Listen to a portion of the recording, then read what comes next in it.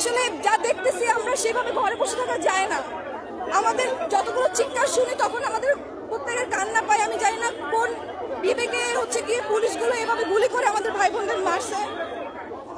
আমরা নিজেরা যাদের বিবেক বোধ আছে তারা কখনো এসব মেনে নিতে পারবে না। তাই আমি আজকে রাজপথে আসছি। আসলে আমাদের আজকে যে অবস্থা, এই পরিস্থিতি সব কিছুর জন্য সরকার দায়ী। সরকার যদি তার ক্ষমতা ঠিকভাবে ব্যবহার করতে তাহলে আজকে আমাদের এই আন্দোলনে এসে দাঁড়াতে হতো না এবং আমাকে এই ব্যানার নিয়ে দাঁড়াতে হতো না যে সরকারের পদত্যাগ চাই। সরকার তার ক্ষমতার অপব্যবহার করে আজকে আমাদেরকে এই রাস্তায় দাঁড় করিয়েছে। এই জন্য আমি সরকার পদত্যাগ চাই। আর যত আমাদের ভাই বোনরা মারা গিয়েছে সবকিছু তার নির্দেশেই হয়েছে।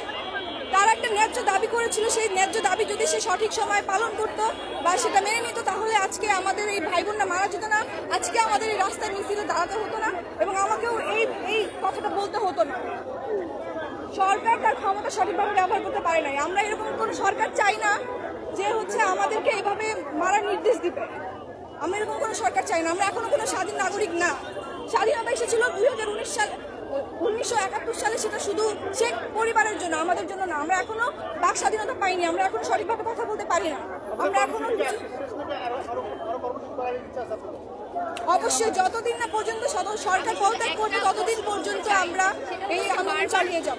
আমার দাবি একটাই, আমি সরকার পদত্যাগ চাই। আমি কোনো 9 দফা দাবিও কোনো বিচার চাই না। আমি কার কাছে বিচার দিব? আসলে সরকার যেখানে নিজেই মারার নির্দেশ দেয় তার কাছে বিচার দিতে লাভ নেই।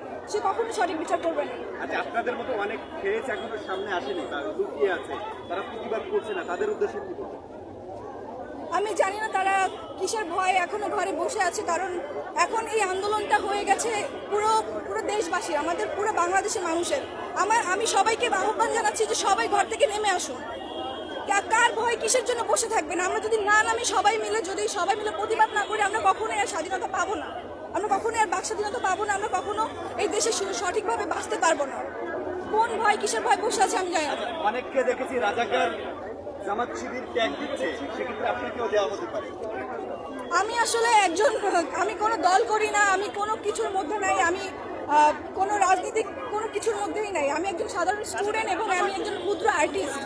আমি যেটাকে অন্যায় মনে করি সেই অন্যায় প্রতিবাদ করতে আসছি। আমি কোনো দলের পক্ষ নিয়ে কথা বলতে আসি নাই। আমার যেটা মনে হয়েছে ন্যায় কোনটা অন্যায়, আমি সেই অন্যায় বিরুদ্ধে কথা বলতে আসছি। আসলে যা দেখতেছি আমরা সেভাবে ঘরে বসে থাকা যায় না। আমাদের যতগুলো চিৎকার শুনি তখন আমাদের প্রত্যেকের কান্না পায়। আমি জানি না কোন বিবেকে গিয়ে পুলিশগুলো এভাবে গুলি করে আমাদের ভাই বোনদের মারছে। আমরা নিজেরা যাদের বিবেক বোধ আছে তারা কখনো এসব মেনে নিতে পারবে না। তাই আমি আজকে রাজপথে আসছি।